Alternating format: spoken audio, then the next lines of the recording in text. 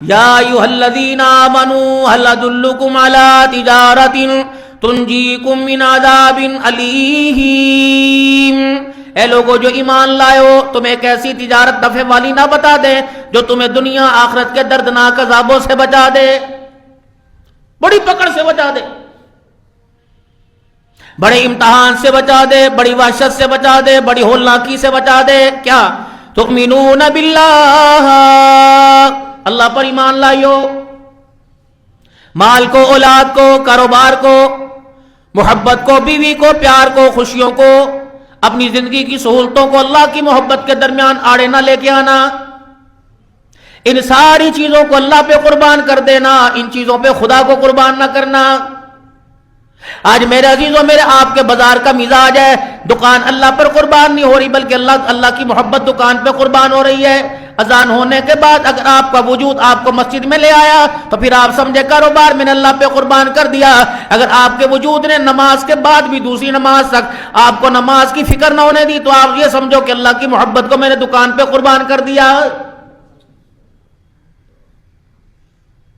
اگر آج فجر کی نماز نہیں پڑھی، میرے عزیزو، سورج نکلا 9 بجے اٹھے، 10 بجے اٹھے تو پھر نیند عام تھی، اللہ کی محبت عام نہیں تھی۔ اگر میرے عزیزو نیندوں میں اٹھ کر گرتے پڑتے ہوئے مصلی پہ آ کے کھڑے ہو گئے تو آپ نے اپنی زندگی کے آرام کو بے آرامی میں تبدیل کر کے اللہ کی محبت پہ قربان کر دیا۔ سلام پھیرنے پہ اس کا وعدہ، اے میرا بندہ، تو نے رات کے اندھیرے میں نیند آنے کے باوجود، سہولت کے باوجود، آرام کے باوجود تو نے اپنے آپ کو بے آرام کیا، پھر میں بھی بے نیاز ذات ہوں، قبر کے اندر تجھے وہ انعام دوں گا جو تیرے وہم و گمان میں بھی کبھی نہیں آئے گا۔ کتنی بڑی بات ہے، 10 منٹ فجر کی نماز کے لیے جاگ لو، قیامت کی صبح تک قبر کے اندر سکون ملے گا۔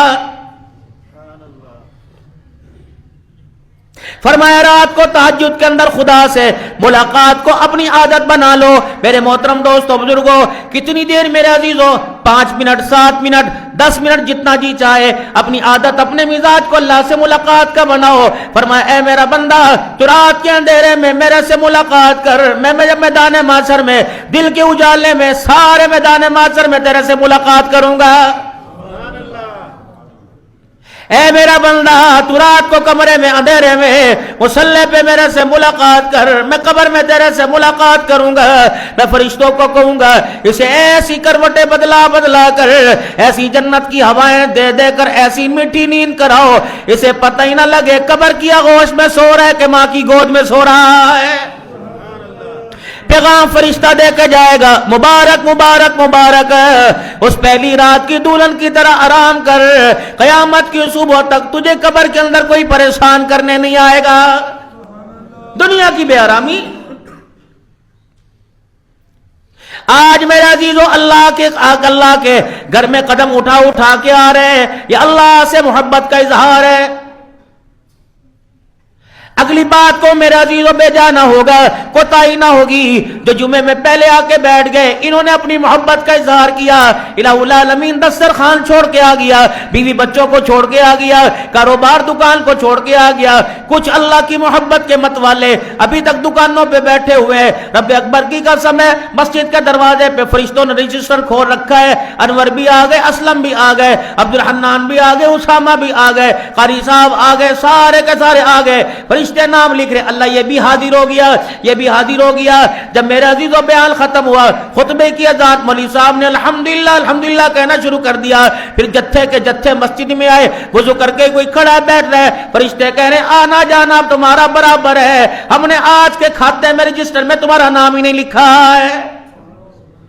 کتنی دیر کی بات تھی، 15 منٹ لیٹ آئے، اپنے آپ کو غیر حاضر کرا لیا، 20 منٹ لیٹ آئے، اپنے آپ کو غیر حاضر کرا لیا۔ بدنصیبی نہیں تو کیا، عقل پہ پردہ نہیں پڑا تو کیا؟ جمعہ پڑھنے آنا ہے، نماز پڑھنے آنی ہے، اگر 10 منٹ پہلے آ جاتا تو کون سا بار تو سونے کا بھاڑ پا لیا، کون سا کروڑ روپے کا نفع حاصل کر لیا، کون سے کاروبار حاصل کر لیے، اور کون سا نقصان تیرا ہو گیا 10 منٹ پہلے۔ لیکن اب میرے عزیزو بات اتنی ہے، جو باہر کھڑا ہے خطبے کے بعد آیا، فرشتوں نے کہا رجسٹر کے اندر تیرا نام ہی درج نہیں ہوا، اندراج کوئی نہیں ہوا۔ جو پہلے آ کے بیٹھ گئے، فرمایا میرا بندہ ایک گھڑی 15-20 منٹ کی ہوتی ہے، فرمایا تو نے یہ فکر کر لی کہ اللہ اللہ میری زندگی سنور جائے, میری اولاد کی زندگی سنور جائے, میرے محلے والے نیک بن جائے, کامیاب ہو جائے, سارے عالم کے اندر ہدایت کا نور پا جائے. فرمایا دنیا کے اندر جو کچھ ہے, اے میرا بندہ 20 منٹ یہ سوچ لینا, تو نے دنیا کے اندر جو کچھ ہے اس سے بہتر تو نے سودا کر لیا ہے. وَلَقَدْ يَسَّرْنَا الْقُرْآنَ لِذِكْرِ فَهَلْ مِن مُدَّكِرٍ. ہم نے کتنا آسان میرا عزیزو, آج میرا عزیزو حساب دنیا کا لے لو, 11ویں جماعت ہے 12ویں جماعت ہے, میرے عزیزو کہتے ہیں بڑا مشکل ہے. اللہ اکبر. اس سال جو میرے عزیزو نصاب آئے گا, سلیبس آئے گا, بچے کہتے ہیں اور بڑا ہی مشکل کتابیں آ گئی, بڑی آ گئی. 6ٹھی جماعت کے اندر 10ویں کی کتابیں پڑھائی جا رہی ہیں, لیکن مالک کائنات نے جو نظام تعلیم بنایا, اللہ نے جو انسان کی کامیابی کا نظام بنایا, فرمایا وَلَقَدْ يَسَّرْنَا الْقُرْآنَ لِلذِّكْرِ فَهَلْ مِن مُدَّكِرٍ. ہم نے اسے آسان بنا دیا ہے, کوئی اسے سمجھے. امام الانبیاء صلی اللہ تعالی علیہ وسلم پہ وحی آئی, اللہ کے پاک پیغمبر جبرائیل علیہ السلام پڑھا رہے ہیں, اللہ کے پاک پیغمبر جلدی پڑھ رہے ہیں. فرمایا میرا نبی اس تعلیم کا یہ مزاج نہیں, فرنے کا یہ مزاج کوئی نہیں. اگر آپ کا نظریہ یہ, اگر آپ کی سوچ یہ ہے کہ یہ تعلیم جبرائیل علیہ السلام بتا کے جائیں گے اور میں بھول جاؤں گا, لا تحرک به لسانک لتعجل به ان علینا جمعہ وقرآنا. میرا حبیبہ پڑھانا بھی ہمارا کام, تیرے سینے میں محفوظ کرنا بھی ہمارا کام. ثم ان علینا بیانا. میرا محبوبہ صرف زندگی کے 63 سال نہیں, آپ تو اپنے روزہ انور میں آ جاؤ گے, قیامت کی صبح تک لوگوں کی زبانوں پر قرآن کا ترانہ جاری رہے گا. پھر اللہ نے اس تعلیم کو مشقت کے ساتھ جوڑا. پہلی جماعت سے لے کر 16ویں جماعت تک کسی شعبے میں میرا عزیزو آپ داخلہ لو, یونیورسٹیوں کا نظام کیسا, ماحول کی بات نہیں کرتا, ہاسٹل کے اندر اے سی لگے ہوئے, میس کا کھانا آ رہا ہے, مینیو میرے عزیزو طلباء اکرام کے ساتھ اسٹوڈنٹ کے پاس آ رہا ہے, کیا کھانا پسند کریں گے. اگر آپ میس کا کھانا کھائیں گے تو یہ پکا ہے, اگر اپنی مرضی کا کھانا کھائیں گے تو اضافی چارجز دینا پڑیں گے.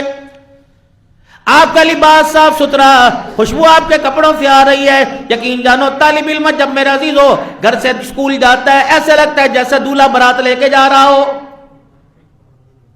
پھر وہاں دیواروں پہ لکھا ہوگا مار نہیں پیار. پھر ہاف ٹائم بھی ہوگا, سموسے پکوڑوں سے تواضع کی جائے گی, پانی ٹھنڈا پھر آپ کو پلایا جائے گا, طرح کی سہولیات ہوں گی. میرے عزیزو ہالیڈے بھی آئے گا, پھر آپ کو پکنک پہ بھی لے جایا جائے گا, پیسے آپ کے خرچ کر کے بچوں کی تفریح کے لیے لے کے جایا جائے گا. کتنی سہولتیں اس نظام میں, لیکن اس کا نظام کھوکھلا, اس کا معیار کھوکھلا. نتیجہ کیا, یہ نظام میں تعلیم جب تک زبان چل رہی ہے, انجینئر صاحب ہے, آرکیٹیکٹر صاحب ہے, ڈاکٹر صاحب ہے, جب تک یہ زبان چل رہی, ہاتھ پیر چل رہے تو ڈاکٹری کا نظام چل رہا. اگر خدا نہ کرے فالج کا مرض آ گیا یا ہاتھ پیر کمزور ہو گیا تو ڈگری تو موجود ہے لیکن نظام ختم ہو گیا ہے. اس تعلیم کو اللہ نے مشقت کے ساتھ جوڑا. اقرا بسم ربک الذی خلق خلق الانسان من علق اقرا وربک الاکرم الذی علم بالقلم علم الانسان ما لم یعلم. پہلی وحی آئی, فرمایا جبرائیل علیہ السلام امام الانبیاء صلی اللہ علیہ وسلم کی خدمت میں ایک مرتبہ نہیں آیا بلکہ وحی کا پیغام لے کے 24,000 مرتبہ آیا. اللہ کے نبی پر پیغام لے کر 24,000 مرتبہ دروازے پر آیا.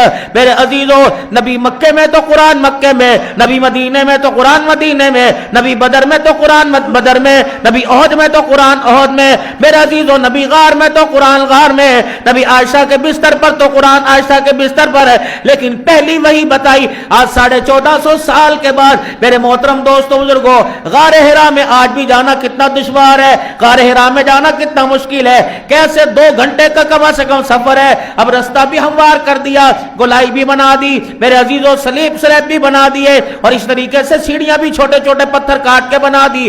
اس دور کے اندر غار ہرا میں جاتے جاتے 2 گھنٹے لگتے ہیں. 1450 سال کے بعد جب کوئی روشنی نہیں تھی, اندھیرا تھا, پتھریلے نوکیلے پتھر تھے, زمین تھی نہ ہموار تھی, اس وقت کتنا جانا مشکل ہوگا. فرمایا میرا محمد صلی اللہ تعالی علیہ وسلم, میں وہی آپ کو خدیجہ کے گھر میں بھی بھیج سکتا تھا, میں آپ کو بیت اللہ کے سائے میں بھیج سکتا تھا. میرے نزدیک بیت اللہ کے سائے سے, بیت اللہ کی 4 دیواری سے کون سی بڑی معتبر جگہ ہوگی, کیونکہ آسمان سے جو نور برستا ہے پہلی تجلی بیت اللہ کے اوپر گرتی ہے. فرمایا میرا حبیبہ کون سی معتبر جگہ ہوگی, لیکن میں نے آپ کو مشقت والی جگہ پہ چڑھایا, میں نے آپ کو تنگ والی جگہ پہ چڑھایا. پہلی وحی کے لیے آپ کو چل کے آنا پڑا, مشقت اٹھانا پڑی, پہاڑوں میں غاروں میں آنا پڑا, تاکہ دنیا والوں کو پتہ لگ جائے قرآن آسان اتنا ہے کہ 7 سال کے سینے کے 7 سال کے بچے کے سینے میں آ جاتا ہے, لیکن مشکل اتنا ہے 1450 سال ہو گئے آج تک قرآن کی گہرائی کوئی پا نہیں سکا ہے. اس تعلیم کو اللہ نے مشقت کے ساتھ جوڑا ہے. حضور کو وہ غار حرا کی چوٹی پہ چڑھ کے جانا پڑا اور پھر اس تنگ سے غار میں بیٹھنا پڑا. میرا حبیب یہ مشقت والی تعلیم ہے. آئیے 1400 سال کے بعد اسے سہولت میں لوگ لے کے آئیں گے, انہیں بتا دینا اس تعلیم پہ آزمائش آئیں گی, پھٹے ہوئے کپڑے پہننے پڑیں گے, چٹائیوں پہ سونا پڑے گا, سادی روٹیاں کھانی پڑیں گی, ماں باپ سے جدائی کا صدمہ برداشت کرنا پڑے گا, بہن بھائیوں سے دور ہونا پڑے گا, موت میت شادی بیاہ سے دور ہونا پڑے گا. جب جا کے اللہ تیرے سینے کی کھڑکی کو, تیرے سینے کے دراز کو, تیرے سینے کی الماری کو قرآن کی کتاب کے لیے, قرآن کی بہاروں کے لیے قبول فرمائے گا. ورنہ بڑے بڑے بادشاہ آئے, بڑے بڑے حکمران آئے, دنیا کی دولت تو قدموں میں آ گئی, قرآن سینے کے اندر نہیں آیا. انا نحن نزلنا الذکر وانا لہ لحافظون. فرمایا تو میرا کرم ہے. کہاں جوتیاں گاٹنے والے کا بچہ, کہاں شیخ الحدیث, کہاں جوتیاں گاٹنے والا, کہاں دہی بھڑے کی ریلی لگانے والا, کہاں پرچون کی دکان کرنے والا, کہاں میرا قرآن ہے. اگر تیری اوقات دیکھتا, مجھے میری کبریائی کی قسم ہے, تیری اوقات تو قرآن کے جزدان کے قابل نہیں تھی. یہ تو میں نے اپنا کرم دکھایا. مزدور کے بچے کو, چھلی ڈھونڈنے والے کے بچے کو میں نے شیخ الحدیث قرآن کا مفسر بنا دیا ہے. یہ تو میرا کرم ہے, ورنہ تیری اوقات کیا تھی. سارے نبیوں کا سردار, سارے رسولوں کا سردار, ختم نبوت کے تاج پہننے والے کے میں نے سینے کا انتخاب فرمایا. میں نے آدم علیہ السلام کو نہیں, ابراہیم علیہ السلام کو نہیں, میں نے موسیٰ علیہ السلام کو نہیں, سینہ چنا تو آمنہ کے لال, بددعا کے چہرے والے, معراج کے دولہا جناب محمد الرسول اللہ, اس سینے کو میں نے چنا بھائی. پھر سینے کے ساتھ میں نے سینے کو جوڑ دیا, کہا نبیوں کا سردار, کہا موچی کا بیٹا. اگر یہ قرآن امیروں کے لیے ہوتا تو وزیر قرآن کے حافظ ہوتے, بادشاہ قرآن کے حافظ ہوتے. اگر یہ قرآن بڑوں کے لیے ہوتا تو حکمران ملکوں کے بادشاہ, حکمرانی کرنے والے قرآن کے وارث بنتے ہیں. اللہ کا کرم اب بھی نہیں مانتے. اے میرا بندہ ناشکرا کیوں ہے؟ اللہ اکبر. کہاں پیر محل, کہاں پیر محل کی گلیاں, کہاں پیر محل کے کچے مکان. مجھے میری کبریائی کی قسم ہے, یہ میرا کرم نہیں تو کیا ہے. جن گھروں سے کتوں کے بولنے کی آواز آتی تھی, ان گھروں سے قرآن کی تلاوت کی آواز آ رہی ہے. اسے سنبھال کے رکھنا, یہ دولت میں نے تجھے بن مانگے دی ہے. 100 میں سے ایک ہوگا جس کی نیت ہوگی پہلا بچہ قرآن کا حافظ بناؤں گا, ورنہ ڈاکٹر, ورنہ انجینئر. دنیا نے زور لگا لیا, محنتیں لگ گئی, پیسہ خرچ ہو گیا. میرا عزیزو اللہ اکبر, ڈاکٹر نہ بن سکا. جب تیرا میرا صدقہ خیرات رو رو کے پیٹ پیٹ کے لگتا ہے. اللہ نے دیکھ ان قرآن کی فیکٹریوں کو کتنا آباد کر رکھا ہے. کرونا آیا, قرآن والی فیکٹری کھلی ہوئی. ڈینگی آیا, قرآن والی فیکٹری کھلی ہوئی. رمضان المبارک کا مہینہ آیا, قرآن والی فیکٹری اٹھی. میرے عزیزوں کوئی ہڑتال آ جائے, میرے عزیزوں کسی قسم کی پریشانی آ جائے, بارشوں کا سیلاب آ جائے, اسکول بند, کالج یونیورسٹیاں بند ہو جائیں گی, دھندیں پڑ جائے, برف باری ہو جائے, میرے عزیزوں دنیا کے تعلیمی نظام درم برم ہو جائیں گے. انا نحن نزلنا الذکر وانا لہ لحافظون. قرآن کو میں نے اپنے ساتھ جوڑ کے رکھا, اس کی حفاظت بھی میرے ذمہ ہے, اس کا پھیلانا بھی میرے ذمہ ہے, قرآن والوں کے سینوں کو بچانا بھی میرا ذمہ ہے. دنیا کا سلام تو کیا, آخرت کا طوفان بھی قرآن والے کا کچھ نہیں بگاڑ سکتا ہے. یہ اللہ کی نعمت ہے میرے عزیزو. اس کے حصول کے لیے، اس تعلیم کے لیے پیسہ نہیں دکھانا، خدا کو رو کے دکھانا، اللہ سے مانگنا. آج بندہ کہتا ہے دعا فرماؤ جی میرا بچہ حافظ ہو جائے، اپنے لیے کیوں نہیں دعا کراتا؟ اپنے لیے بھی دعا کرے. اگر خدا ننھی سی کھڑکی کو، اگر اللہ جل شانہ کچے مٹکے کو اپنے قرآن کی دولت سے بھر سکتا ہے تو میرے سینے تیرے سینے کو کیوں قبول نہیں کر سکتا؟ دنیا کے اندر 4 کام کر کے جائیو، 5ویں کام میں نہ اپنے آپ کو لے کے آئیو. فرمایا قرآن پڑھنے والا بنیو، قرآن پڑھانے والا بنیو، ان کے ساتھ تعاون کرنے والا بنیو، ان کے ساتھ محبت کرنے والا بنیو. یا قرآن والا دیکھے، پڑھنے پڑھانے والا دیکھے، دیکھ کے پیار محبت کی نگاہ ڈال دیا کر. یہ تیری نگاہ بھی قیامت کے دن تیری مغفرت کا ذریعہ بن جائے گی.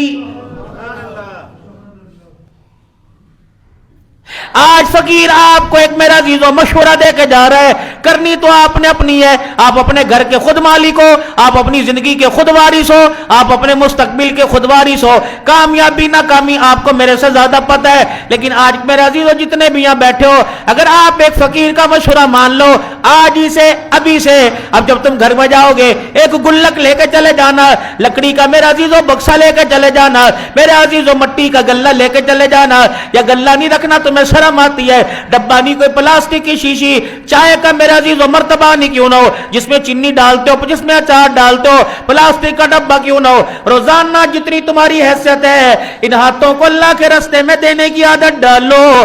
اگر چاہتے ہو جہنم کی آگ کے انگارے سے ہاتھ محفوظ رہے، میرے عزیزو خدا پاک کی قسم ہے برکت آئے گی، خیر آئے گی. اس ڈبے کے اوپر اپنے بچے سے اگر خود لکھنا نہیں آتا اپنے بچے سے لکھوا دو یہ اللہ کے نبی کے مہمانوں کے لیے ہے.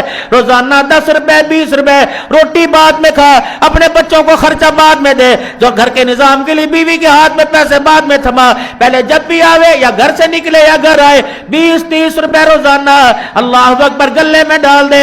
ہفتے کے بعد 15 دن کے بعد بے شک اس مدرسے میں جہاں تیرا دل ٹھکے اس مدرسے میں جا کے جمع کرا دے. تب اکبر کی قسم ہے اگر تیرے پیسوں سے کسی کا جوڑا بن گیا، کسی قرآن والے کو روٹی سالن مل گیا، جب تک وہ روٹی کا ٹکڑا خون بل کے گردش کرتا رہے گا، قرآن وہ پڑھے گا، کھاتا قیامت کی صبح تک تیرا میرا کھلا رہے گا. نہ 500 روپیہ دو نہ 1000 دو، روزانہ 10-10 روپے ہی ڈالتے رہو بھائی. اور میرے خیال سے قرآن پڑھنے والے طالب علم کا مہینے کا خرچہ زیادہ سے زیادہ 2000 روپے، بجلی پانی کے علاوہ 2 روٹیاں.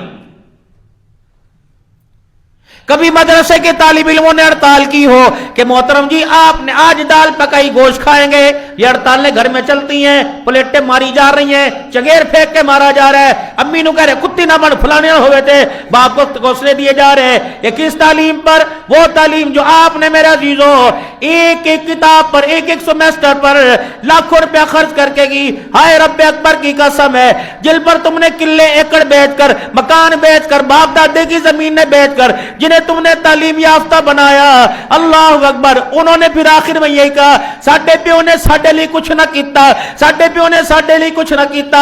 اور جنہیں تم نے مدرسے کی چٹائیوں پہ بٹھا کر اپنے آپ سے دور کر کر دار روٹی کھلا کے خدا کا قرآن پڑھایا. فرق اتنا ہے یہ دنیا کا تعلیم یافتہ تجھے دنیا کی کمائی دے گا، یہ قرآن کا تعلیم یافتہ قیامت کے دن تیرا ہاتھ پکڑ کے جنت الفردوس کی چوکٹ پار کرا کے آ جائے گا. دنیا کا تعلیمی نظام برا نہیں ہے، پڑھنا چاہیے، اپنے آپ کو انسان بنانا چاہیے. میرے عزیزو اللہ اکبر، اگر معیار بنانا ہے تو دنیا کی تعلیم، اگر کردار بنانا ہے تو قرآن کی تعلیم ہے. اب یہ تعلیم شروع ہوئی، اللہ اکبر، مکے کی وادیوں میں اس تعلیم کو شروع کیا.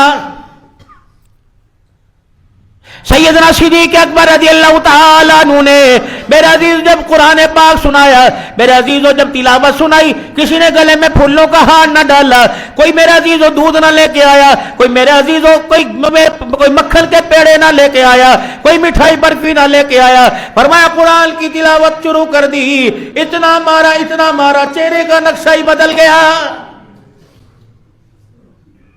خود سرور کائنات صلی اللہ تعالی علیہ وسلم نے جب قرآن پاک کی تلاوت کی، کسی کے ہاتھ میں پتھر، کسی کے ہاتھ میں روڑا، کسی کے ہاتھ میں ہڈی آئی، اتنا مارا جناب سیدنا صدیق اکبر آئے اور آمنہ کے لال کے جسم سے لپٹ گئے. اتقتلون رجلا ان یقول ربی اللہ، اس کا قصور کیا ہے؟ اسے کیوں مارتے ہو؟ اس کا صرف یہی قصور ہے، یہ کہہ رہا ہے کہ میرا رب اللہ ہے.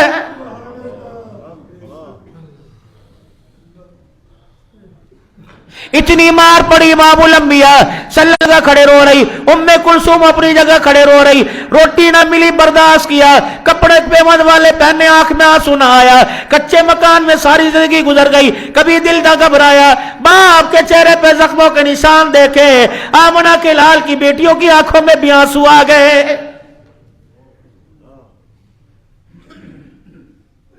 جہاں امام الانبیاء صلی اللہ تعالی علیہ وسلم کے خون کا قطرہ زمین پہ گرتا، جبرائیل علیہ السلام فوراً اپنا پر بچھا دیتا کہ آمنہ کے لال دنیا کیا سمجھتی ہے، تیرا خون اتنا بے قیمت، اللہ کی کبریائی کی قسم ہے اگر تیرا خون زمین پہ گر گیا اللہ زمین کے نظام کو ہی ختم کر دے گا.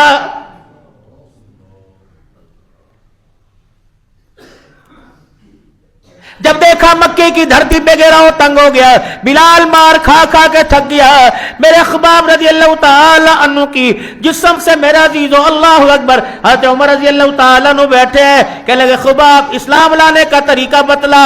آپ نے فرمایا زبان سے سناؤں کہ تجھے آنکھوں سے دکھاؤ؟ آنکھوں سے کیا دکھائے گا؟ اپنی پیٹھ کر دی، کرتا اٹھا دیا. عمر جیسے بہادر کی چیخیں نکل گئی، کہنے لگے اللہ کے بندے اللہ اکبر، ماس تو کیا تیری جسم کی ہڈیاں بھی پوری نہیں، اتنے اندر گڑے پڑے تھے. فرمایا تجھے کیا پتا پھولوں کی سیٹ پہ بیٹھ کے قرآن پڑھنا آسان ہے، آگ کے انگاروں پہ لیٹ کے قرآن پڑھنا کتنا مشکل ہے. کہ ادھر قرآن کی تلاوت ہوا کرتی تھی، مکے کے کفار ہمیں آگ کے انگاروں پہ لٹا کر بھاری بھاری پتھر سینے پہ رکھ دیا کرتے تھے. رب اکبر کی قسم ہے ہمارے خون اور چربی کی وجہ سے وہ آگ کے انگارے بجھ جایا کرتے تھے. ہائے قرآن کو اتنا لاوار سا سمجھا، 20 سال ہو گئے الماری میں پڑا، کوئی ہاتھ لگانے والا نہیں.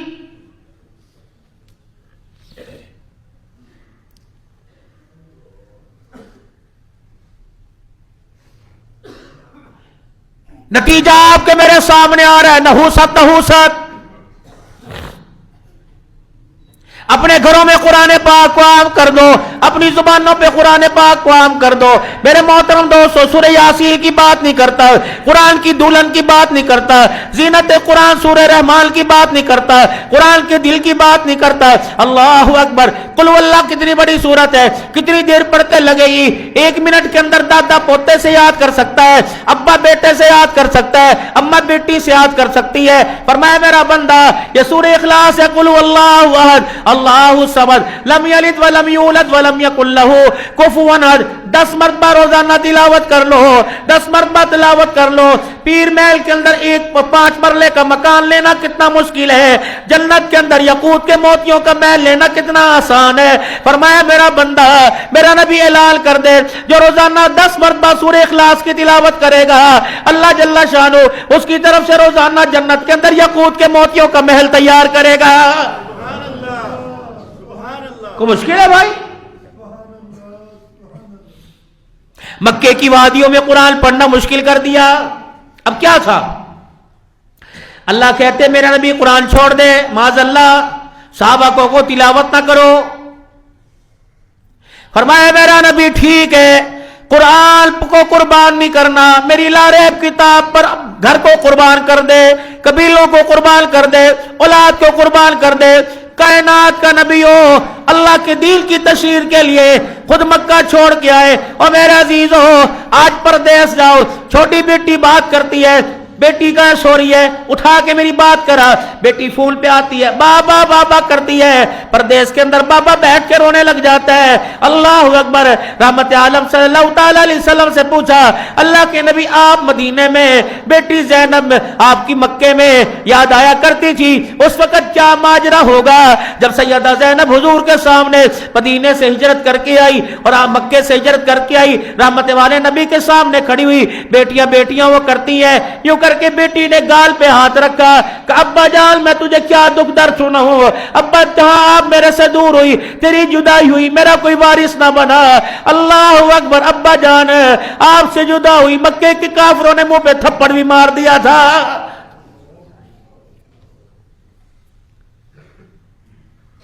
کبھی میرے عزیزوں اپنی ہمت نہیں ہاری۔ جب سیدہ فاطمہ منہ پر ہاتھ رکھ کے آئی نا اس طرح کر کے، پردہ اس وقت ہوا نہیں تھا، حکم نہیں آیا تھا،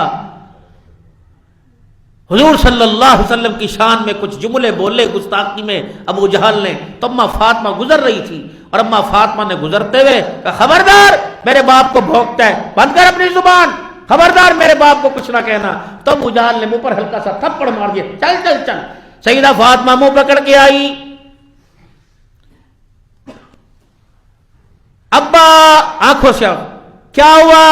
ابو جہل نے تھپڑ مارا، بس وہی آنسو۔ چل میری بیٹی، چل میری بیٹی، جا مکے کے سردار ابو سفیان کے پاس جا اور کہ میرے ابو نے بھیجا ہے کہ ابو جہل نے تھپڑ مارا۔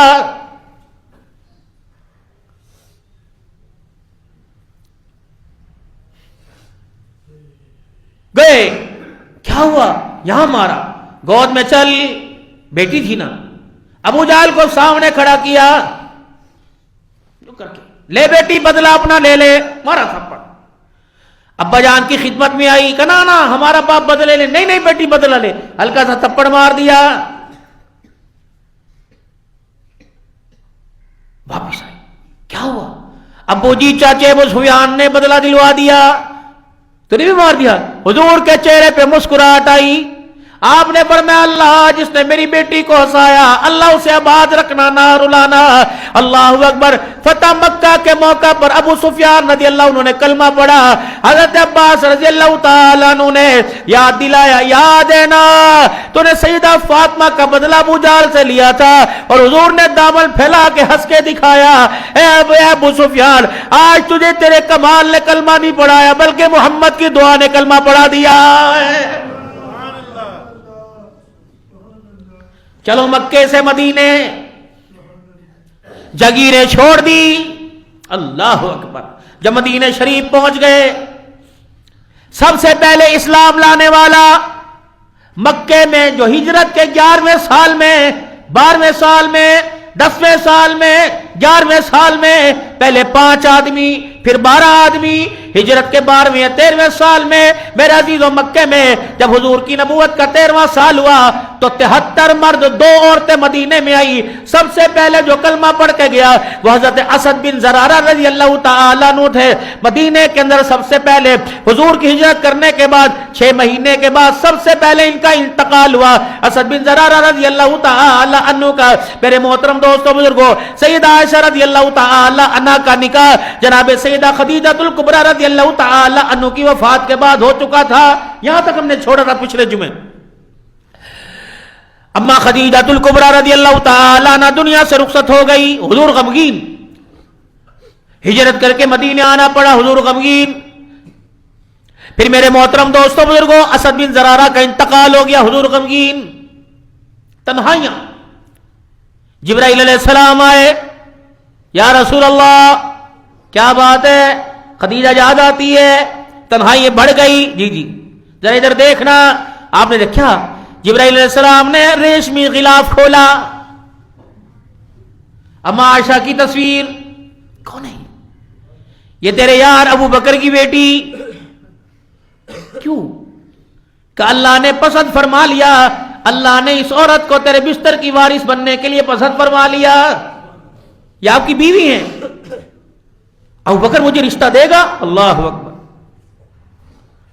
ابو بکر رشتہ دے گا۔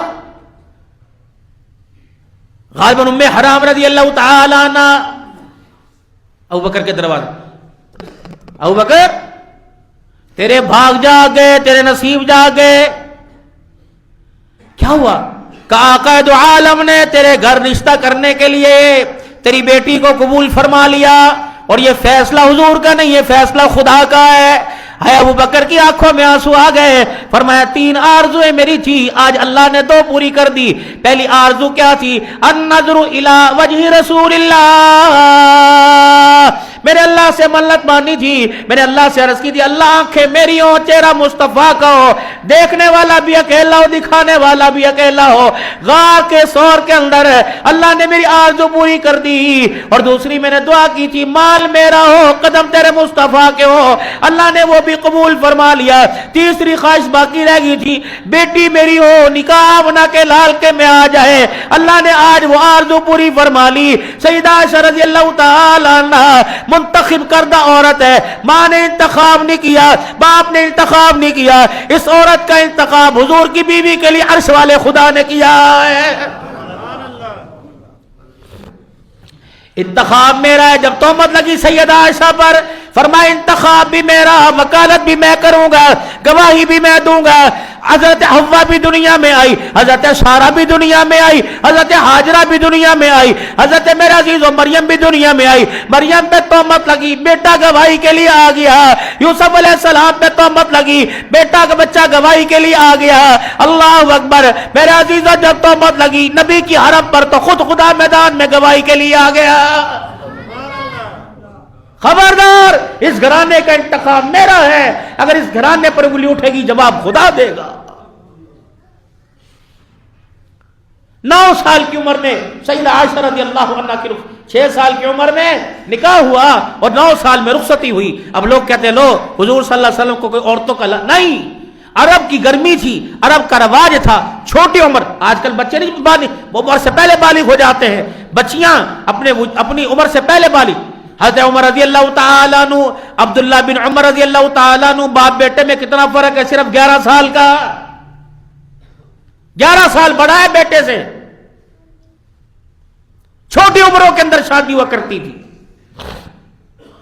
حضرت عائشہ رضی اللہ تعالیٰ عنہ کی شادی ہو چکی, ہجرت کا دوسرا سال ہے. اللہ کے نبی بھی ہے, اللہ کے نبی مجاہد بھی ہیں, اللہ کے نبی سپہ سالار بھی ہیں. ادھر میرے عزیز عبداللہ بن ابی رئیس المنافقین کو ابو جہل نے خط لکھا.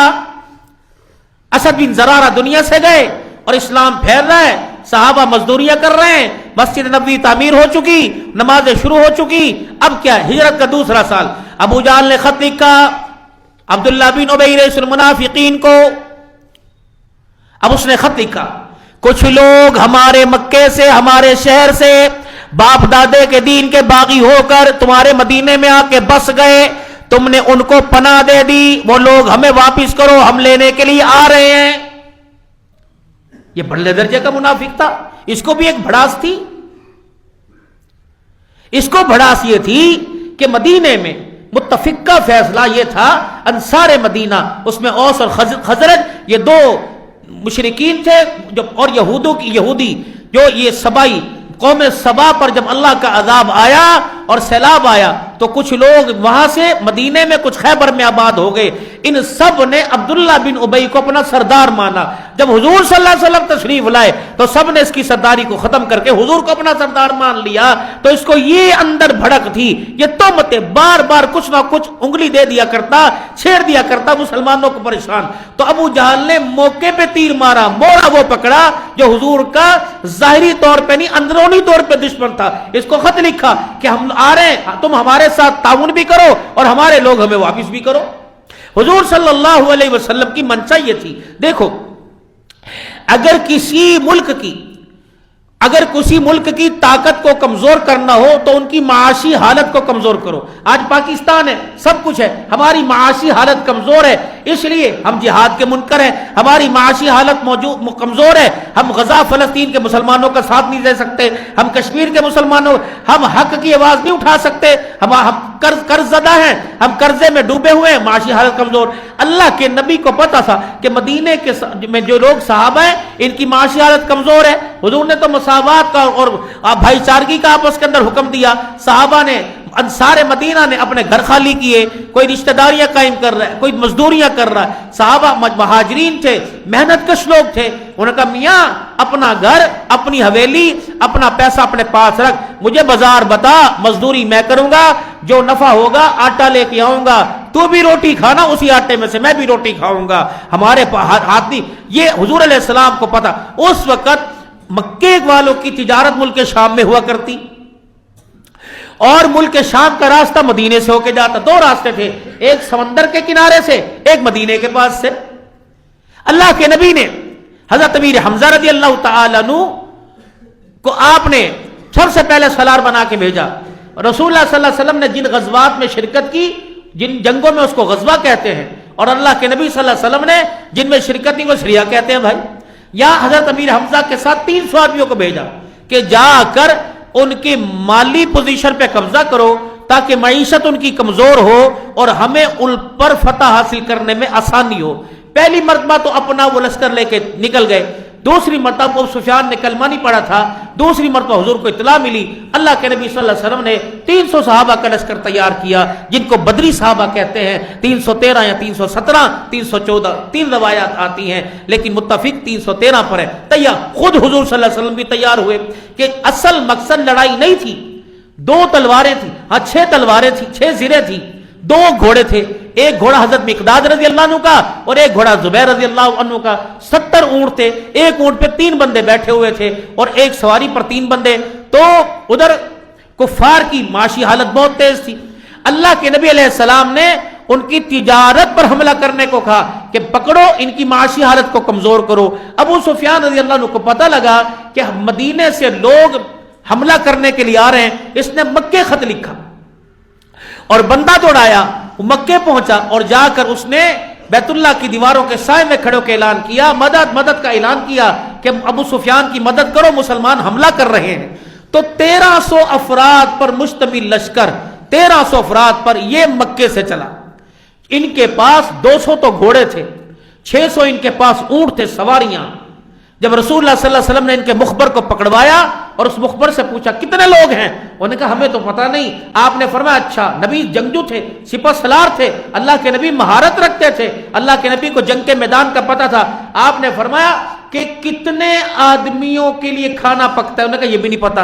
انہوں نے کہا اگر گوشت پکتا ہے تو کتنے اونٹ ذبح ہوتے ہیں, اس نے کہا ایک دن 9 ذبح ہوتے ہیں, ایک دن 10. پھر آپ نے فرمایا صحابہ لشکر 1000 کا ہے, تیاری کرو. اللہ اکبر.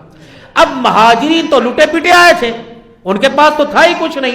انصار جو مہاجرین کی مدد کر رہے تھے, اب وہ یہ نہ سمجھیں کہ ہمارا کیا قصور ہے, مسلمانوں کو پناہ دی اور یہ کہنے جاؤ پہلے مال دو گردنیں کٹاؤ. اللہ کے نبی صلی اللہ تعالی علیہ وسلم نے صحابہ کو بلایا اور صحابہ کو بلا کے آپ نے مشورہ لیا, بتاؤ کفار جو ہے حملہ کرنے آ رہا ہے. ابو سفیان اپنا تجارتی قافلہ لے کے محفوظ حفاظت سے, جب پتا چلا کہ مدینے کے لوگ حملہ کرنے لگے تو سمندر کے کنارے کے راستے سے اپنا قافلہ لے کے چلا گیا اور جا کر ابو جہل کو پیغام بھیج دیا کہ بھائی حفاظت میں واپس آ رہا ہوں.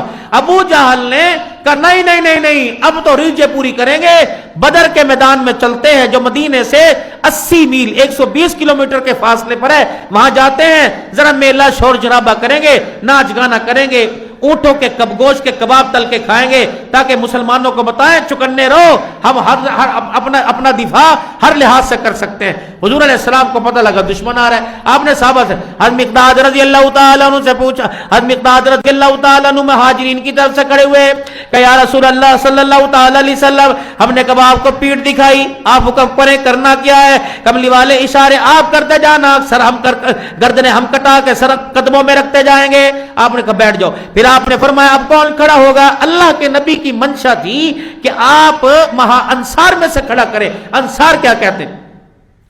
جب 3 مرتبہ رحمت عالم صلی اللہ علیہ وسلم نے ارشاد فرمایا کہ کون ہے بتاؤ اب کیا کرنا چاہیے, صحابہ اکرام ایک دوسرے کی طرف دیکھ رہے ہیں. انصار مدینہ میں سے حضرت سعد بن معاذ رضی اللہ عنہ کھڑے ہوئے کہ یا رسول اللہ, ہم آپ کی نگاہوں کا پھرنا, آپ کی دل کی چاہت, آپ کی منشا کو ہم پہچان گئے. آپ ہمارا فیصلہ چاہتے ہیں کہ ہم کیا کرنا چاہتے ہیں. کملی والے, ہم نے تن مل دھل مال دولت تجھے دے دیا, اب ہماری چیز پہ ہمارے اختیار نہیں, ہماری چیز پہ تیرا اختیار ہے.